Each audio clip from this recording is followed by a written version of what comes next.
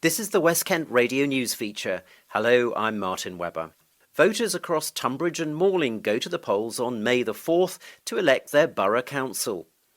The Conservatives currently dominate in Tonbridge and Malling. They have 36 seats, against just 16 for all other parties. But the opposition groups think this could be their big chance. In Tunbridge and Malling, all the seats are up for grabs this year. Their system is having one election every 4 years. That's a different arrangement from Tunbridge Wells, where the votes are staggered and we have elections most years. I'm joined now by Anna Cope, who is standing for the Green Party in the Cage Green and Angel ward. Anna, it's an interesting ward as only two parties are standing, you and the Conservatives. How did all the other parties disappear? I think for local politics, it's becoming increasingly hard to get people to stand for local positions. One thing I would love to see as a woman standing is to see a wider variety of people feeling that they can come forward and stand for local elections. So although it is a two-party race at the moment, I'd love to see that changing as we go forward into the election after this. But it does mean anyone who doesn't want the Conservatives to come back have only one choice. That's you. That is right. It is looking like the Green Party are going to do very well, and I would love to have the support of people who traditionally have not voted Green, might have voted Lib Dem or seen themselves as lifelong Labour supporters, but we are the only alternative to the Conservative Party at the moment. And I think that if you want a change, you want something fresh, you want something that concentrates on the environment, the Green Party are the right choice to make. So the Conservative Party are running Tonbridge and Malling Borough Council at the moment. How would you assess their record? Obviously, there are areas that I would like to see improved. I know that sometimes the Conservatives paint the Green Party as perhaps financially imprudent, but I think that is an area I would like to see massively improve for the people of Tonbridge and Malling. So, for instance, the old Citizens Advice Bureau on River Walk, the Green Party were begging for that to be reassessed for the price that it was worth, but it was sold by the Conservative Party for 1.5 million in 2021, and we've just discovered that it was resold by the developers for 3.5 million in 2022. So things like making bad financial decisions are something that I would like to see improved. On green issues, the Conservatives in Tunbridge and Malling say that they are delivering on that agenda. They've got a plan to make leisure centres carbon neutral. They're putting in hundreds of charging points on council land for electric cars. Isn't that an impressive record? I would say if you want green, vote green. The reusable energy that's currently being positioned for the council-funded leisure centres has been lobbied for ceaselessly by the Green members of the council. I would also say that rather than looking at charging points for electric cars as a whole, we should be thinking actually about more sustainable travel. Cars are not the sustainable choice. The Green Party would actually like to see better bus services, the station being made more accessible. What about Tunbridge High Street? Because some people have argued that it should be free of cars. Many high streets around the country are, and the cars, I suppose, diverted around where all those car parks are for the supermarkets. Is that something you're in favour of? Do you have a policy on that? Our policy at the moment is we would definitely like to have trialled at least a one-way system through the town. We know that a lot of parents and young people would like to actually be able to walk or cycle safely through the centre of Tonbridge, and that's not really an accessible thing at the moment. I do believe that traffic is a massive problem in the centre of Tonbridge. What would you do with the council offices? Because at the moment, Tonbridge and Malling Borough Council is headquartered at Kings Hill. Do you have any plans to change that? I voted very strongly against and spoke very strongly against £3 million being spent on the Gibson buildings in Kings Hill to be renovated. I do not think that is a good use of council money at the moment. One thing that the Green Party would really like is to see customer-facing council services in Tonbridge, but not just TNBC, but combined with KCC, because I think, in my mind, working on the Borough Council, I know very clearly that street lighting and bin collection is one thing, potholes and buses is another.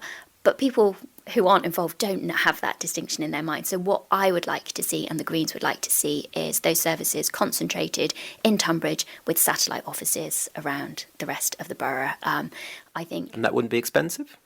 I would want there to be a proper cost analysis of how it would be done, but I don't think it would be costing £3 million, which is at the moment what is being proposed to be spent on the Gibson buildings in Kings Hill. And why do they need that amount of money? Nobody has given me a satisfactory answer to that. I pointed out that in their own surveys that they've done, a lot of council workers actually prefer to work from home, so I don't understand why we would be creating massive offices, spending lots of money on them for people who don't even want to go and work in them. One of the most controversial issues is housing. Young people need places to live, but there are many, many objections when people try and put new housing up on green fields. So what's your answer? At the moment, the developer-led model that has been happening in Tonbridge is not the correct one. We feel that developers are making a lot of money. They're building houses that are pricing people out from the local area. It's people moving from London into these houses. We would like a housing company run by TNBC to develop areas. So we know that that council housing would be of high quality and would be available to some of the 1,500 people locally who are still looking for suitable accommodation. We do not want to build on the greenbelt. We should be building on brownfield sites like car parks that are no longer being used. We do not want to build on parks. We do not want to build on our beautiful countryside. So, Anna, finally, could you just sum up for us why you think people should vote Green in the local elections? We have consistently listened to what local people want in Tunbridge. So, for instance, the green area River Lawn was being proposed to be built on. We opposed that, lobbied, protested and made sure that has remained green for local people. We litter pick in the local area, support community events like Pride, which happened last summer and will be happening again this summer, and shown that we prioritise the preservation of the green belt in the area. Anna Cope, thank you very much. I'm joined now by Matt Boughton. He's the current leader of Tonbridge and Malling Council, and he's a Conservative. So, Matt, you've been going around talking to voters. What have you been saying about what the Conservatives have achieved over the past 4 years? A lot of voters are very receptive to what we've done, and they recognise that there has been great progress that's been made, whether that be delivering the Eco Cafe at Lib Lakes, whether it be making good progress on some of our aspirations in relation to climate change, the way that we've brought the community with us in terms of developing our new local plan. Voters recognise that we've been listening to them and trying our best for the local area.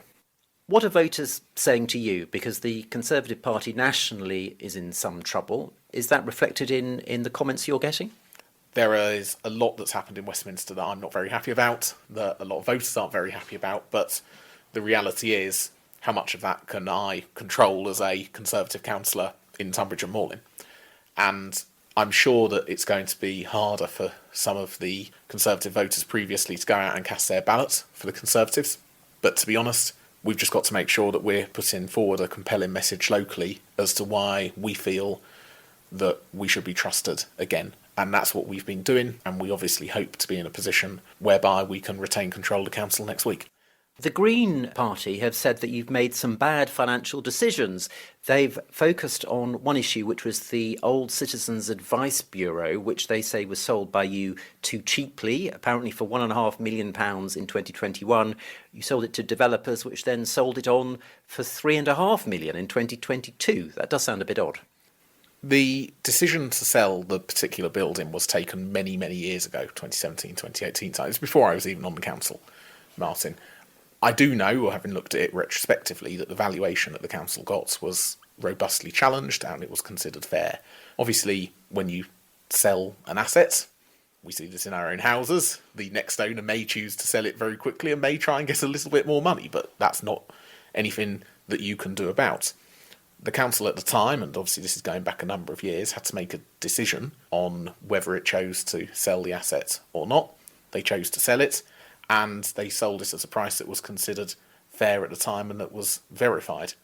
And it was verified by council officials, by private surveyors? Both.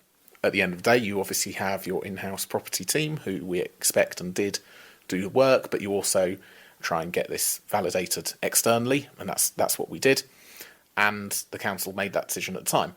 And when was that? 2017 this all started. So it's quite, as I say, I wasn't on the council at the time, so I can't give you any detail other than what I've seen retrospectively, and it's an issue that's that's been and gone. What I would say, though, is that we have managed the finances of the council during a very difficult period as well as we can. We are still a debt-free council. Not many local authorities can say that. We even put money into reserves this year, which is the classic example of a local authority that's been very prudent in making sure that council taxpayers' money is being spent wisely.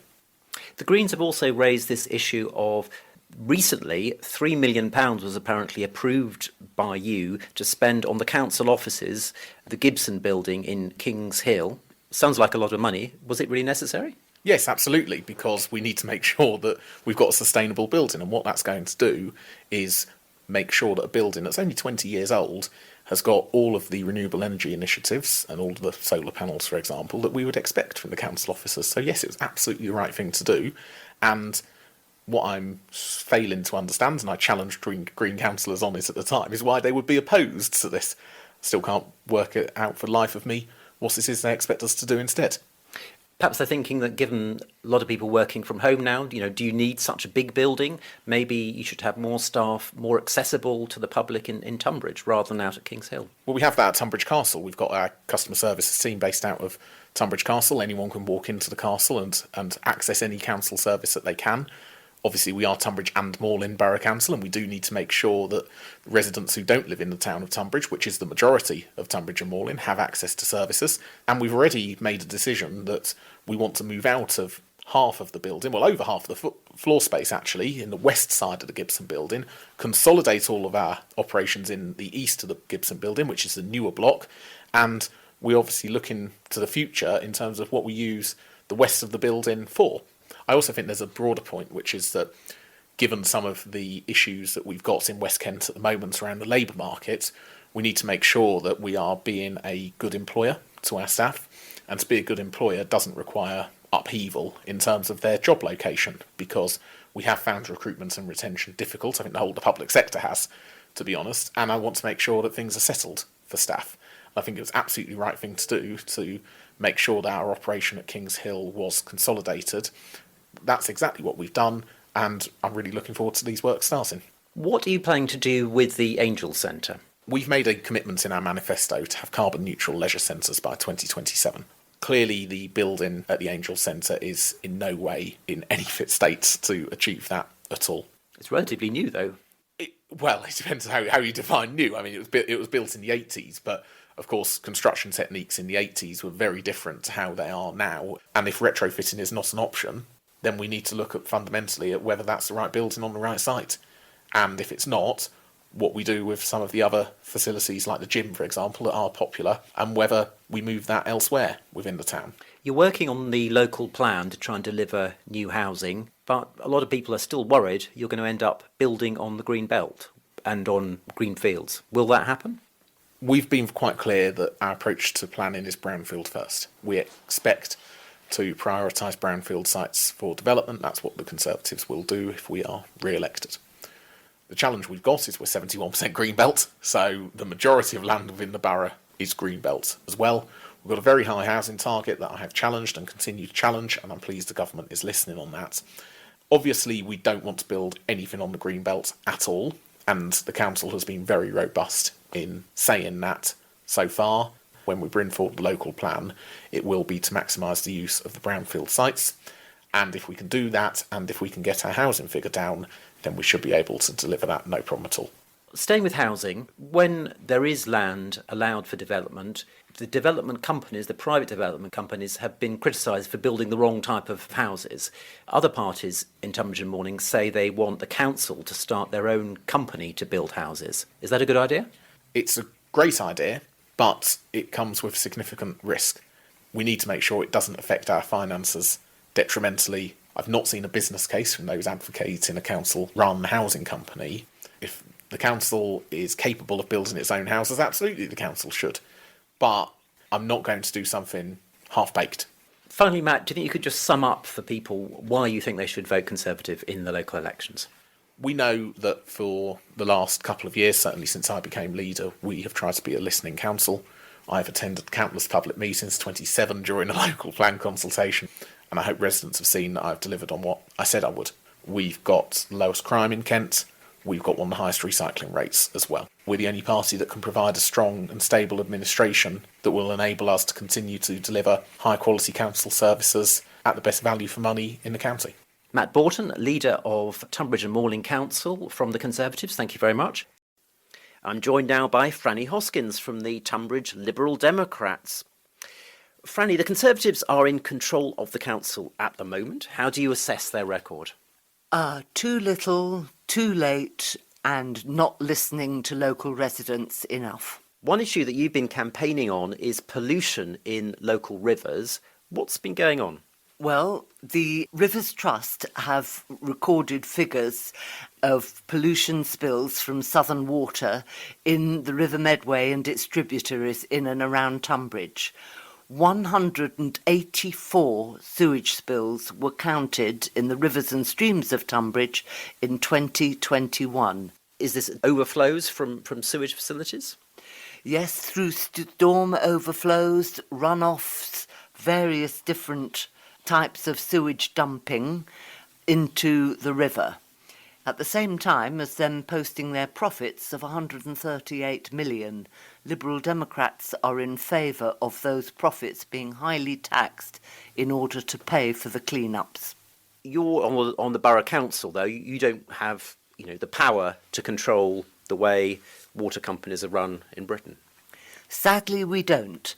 However, I did put a motion to our full council back in February asking for the council to write to the various different agencies that do have the power and asking them to make sure that they do commit to spending the money that's needed, to increasing regular inspections and to funding local and highway authorities to introduce systems that will prevent road pollutants from entering our watercourses. This motion was agreed unanimously. When you knock on doors for this election, what issues are coming up? Actually, the main issue that's coming up at the moment is the state of our roads, the potholes and just dreadful surfaces. This is the responsibility of the county council, not the borough council.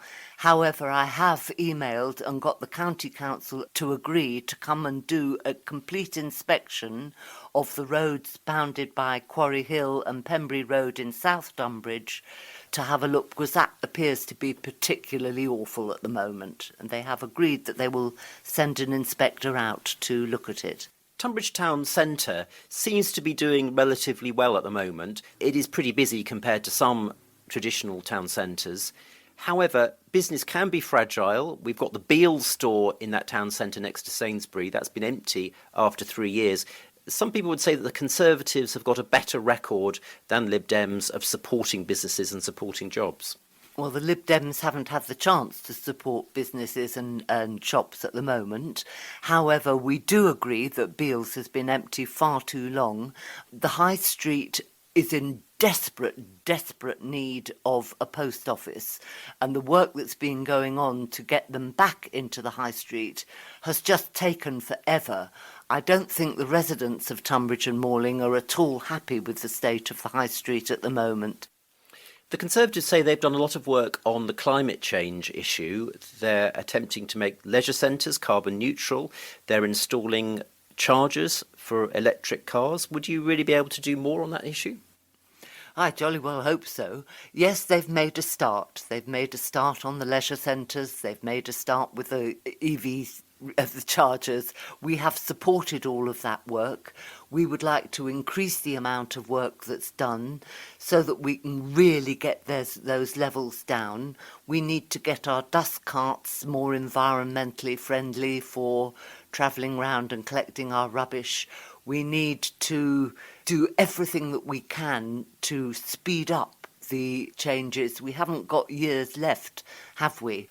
So finally, Frani, could you sum up why, when people go to the polls on May the 4th, they should put a cross against the Liberal Democrat candidate? Well, for me, liberal democracy is all about listening and responding.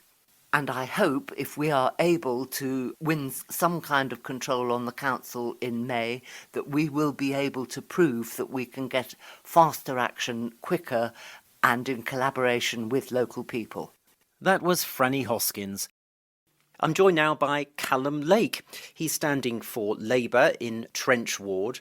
Callum, currently this is a Conservative seat, so how do you rate your chances? I think this is really the best go we've had for a couple of elections. I don't want to preempt the conclusion, but I think this will be a seat that's turning red after the 4th of May. The Conservatives are in charge of the Borough Council at the moment in Tunbridge and Malling. What do you think of their record?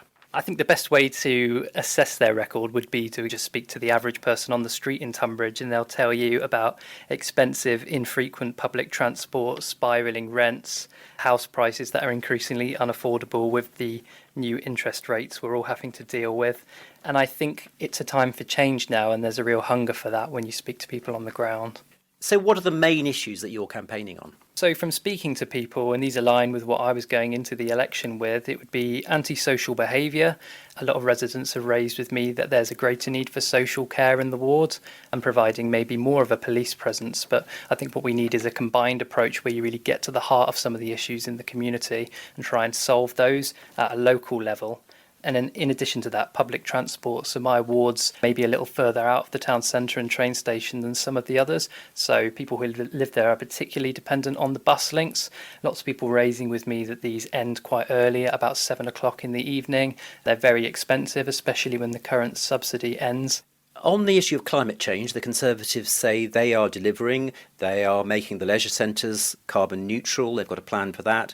They are putting in place a lot of charging points for electric cars. Would you be able to do better on that issue? Absolutely. For the Labour Party, green issues are probably one of our greatest focuses. I mean, there's no getting away from it. This is something we have to tackle, and it's better to tackle it now than in the future. And we need a wholesale commitment to charging points for cars, and also, as I mentioned earlier, an investment in public transport. That's one of the best ways to get congestion off our high street, get dangerous pollution away from residential areas, and create a more sustainable future for the town. Housing is a really tricky issue because young people can't afford to buy anywhere. On the other hand, many people question whether building more houses on green fields is a good idea. How would you deliver more affordable housing?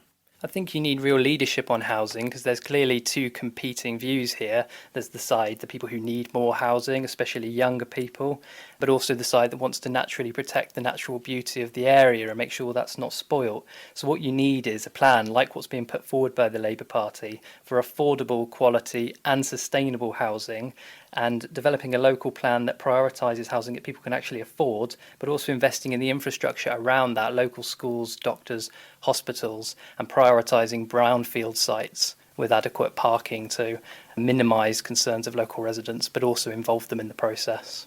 So would Greenbelt land be safe if Labour had a big influence on the council?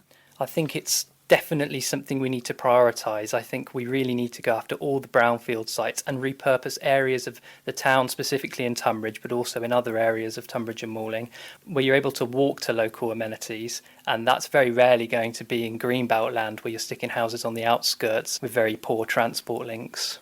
Finally, Callum, how would you sum up then, if people are wondering who to vote for, why should they vote Labour? Labour's got a fantastic chance of kicking the Conservatives off the local council, and we will prioritise making Tunbridge and Malling fairer for hard-working people and those who are retired and who worked hard, and small businesses, and making our town more equal, more affordable and more aspirational. Callum Lake from the Labour Party, thank you very much. I'm joined now by Sue Butterfill, who's standing for the Independent Alliance Kent Party. First of all, Sue, I wonder if you could tell us a bit about the Independent Alliance Kent Party. Certainly, yes. We are not a national party. The Independence Alliance Kent is not funded by big trade unions or businesses. It was back about 16 years ago when parish councillors came together, were very disappointed that the Borough Council weren't listening to their voice. They weren't dealing with the issues and people's concerns. So from that, the Alliance, the Parish Alliance, asked for a local party to be set up, and that's where the Independence Alliance came from. And they stood for election and they got in, they got voted in. So we have 3 elected borough councillors that have been there for quite a while, representing Borough Green. And we have now an opportunity of putting more candidates forward, representing further afield. So really, we're just a grassroots, independent party that have come from the bottom up, all volunteers, looking to make sure that our voice is heard representing our local community. And you've been talking to people to try and get their vote in this ward, which is Bourne ward, which covers Hadlow, Shibburn and Blackstall. What are the voters saying to you? They want our green belt, our rivers and our woodlands and our open spaces protected. They are not happy with the traffic running through, the rat runs really they call it, running through their villages, because each village is unique, and we have within Bourne ward, we have Hadlow, we have Golden Green, we have Blackstall and we have Shibburn. And they're all very different. Their needs are different.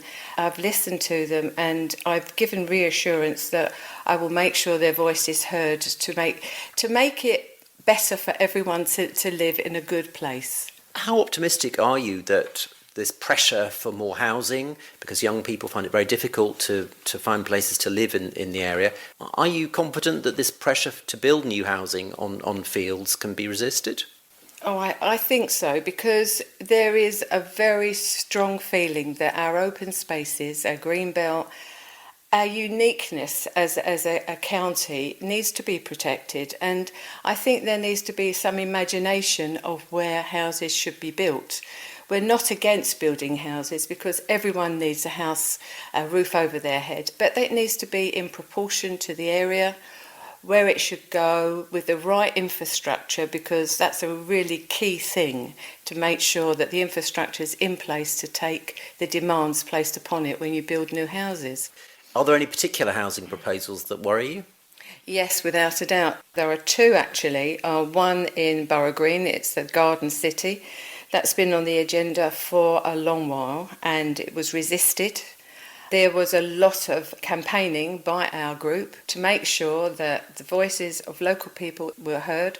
Also in Hadlow, they want to build more houses, I think about 350 houses on a green belt, and that's causing real problems with local people. They've spoken to me about that, as well as parking, where you're going to park all these cars.